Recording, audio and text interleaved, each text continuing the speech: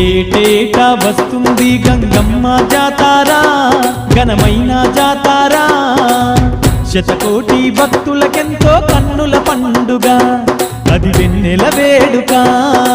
ఏటేటా వస్తుంది గంగమ్మ జాతారా, ఘనమైన జాతారా. శతకోటి భక్తులకెంతో కన్నుల పండుగ, అది వెన్నెల వేడుక.